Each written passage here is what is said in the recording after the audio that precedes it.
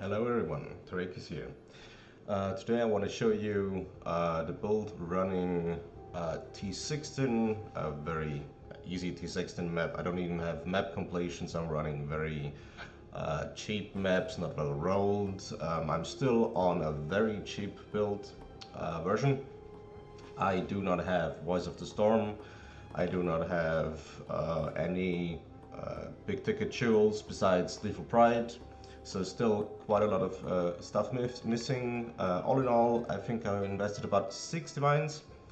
All my rares are extremely cheap for like 5k each. The body armor was 10k and I 5-linked it myself. All the links and coloring I didn't really count in here, but that's not what's gonna make the thing expensive.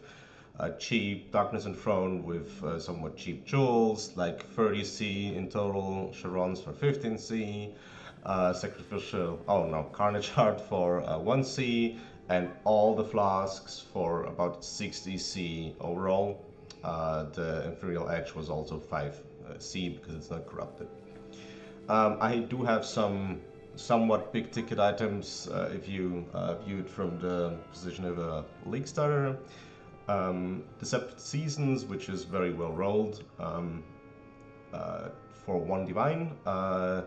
You can actually view it as not well rolled if you want increased mana burn rate. This one has 42% reduced. You might also want to have it ramped up fast, but lower downtime. But I wanted the increased elemental damage from the implicit for a longer time. That's why I chose slower mana burn rate, which also helps sustaining the higher rates of mana burn pretty consistently.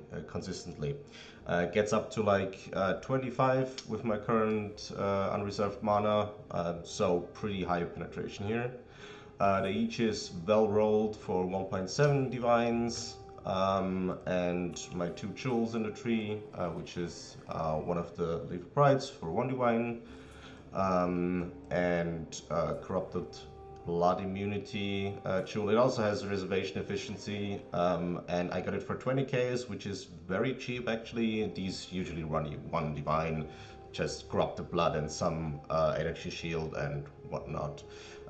Really the only mod we're using here is the energy shield and the Corrupted Blood. The accuracy rating currently does do something because I don't have the Imperial Edge with Resolute technique yet.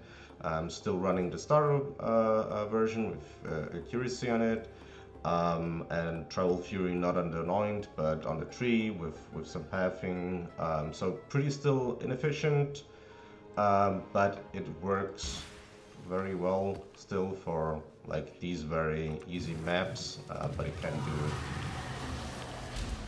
more difficult content too already. So this has a temporal change, so we're built slower here, you can ignore that, and as you can see, this isn't a particularly difficult map, but still, yeah. Facetanking, no problem with Aegis, and like 7.7 energy shield isn't all that much, but still pretty good.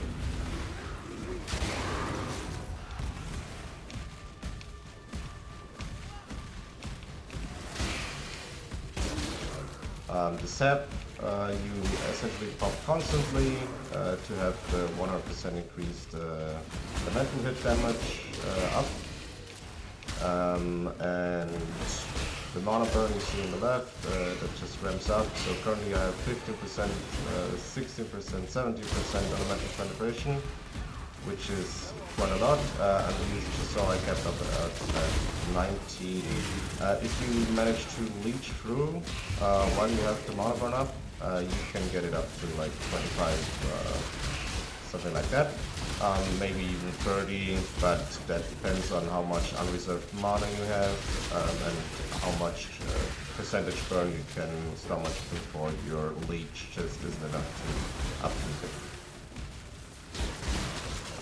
But as you can see, mana is still up as long as I run around and hit things. I just hit 21 and then I ran out.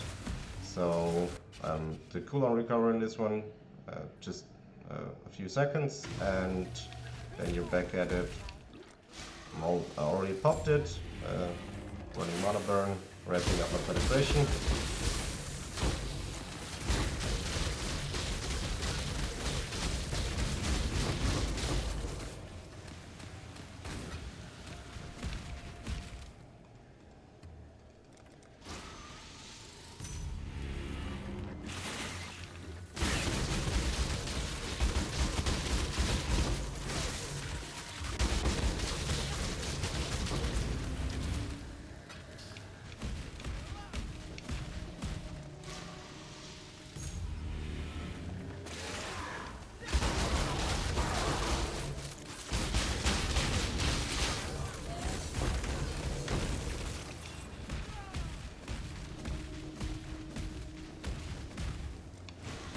The Sigil of Power and First Shield you see is pretty low level. I think I have it on level 4 currently.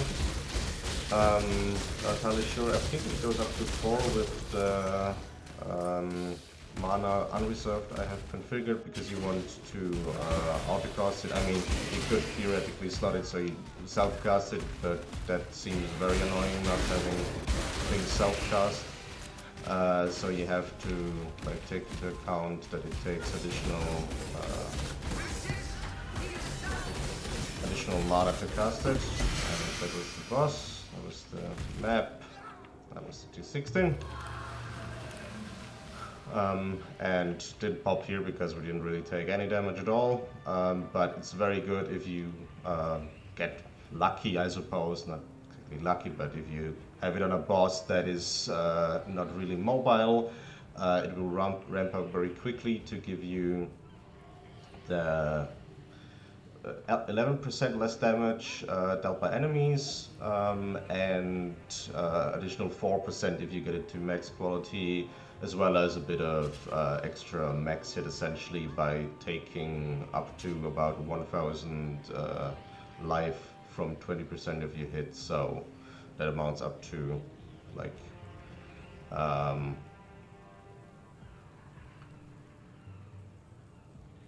I'm not mathing right now.